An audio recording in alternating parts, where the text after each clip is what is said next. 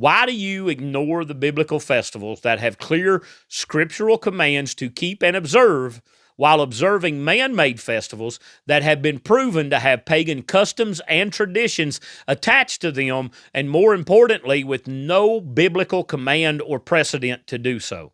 So let's examine this by first looking at this historical shift with Constantine and these church councils. And so hopefully you're familiar with the church councils that have shaped much of the doctrine of the modern day church. If not, let me encourage you to do some research and familiarize yourself with them, because we just don't have the time to cover all the church councils in this video. But one significant church council is the Council of Nicaea in 325 AD, where the church really began to distance themselves from anything that was, quote, Jewish, or any of the, quote, Jewish practices, enforcing things like Sunday over the biblical Sabbath and Easter over feasts such as Passover and so on.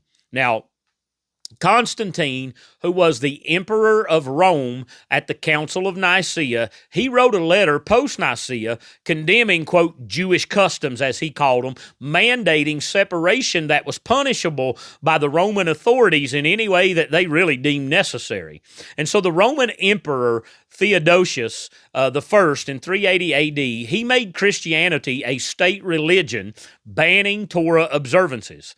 And this anti-Semitic trend, it continued through the various councils like Laodicea of 364 AD, which prohibited Sabbath observance and Sabbath rest. Now, this is carried forward into our day, where we continue to see this dichotomy between the church and the Jews, if you will. And so the issue is in failing to realize that those things are not Jewish, if you will, but they are the Father's ways and His commands, as we've seen repeatedly in Leviticus 23. They are Yahweh's appointed times. But let's continue by looking at antinomianism and misinterpretation here.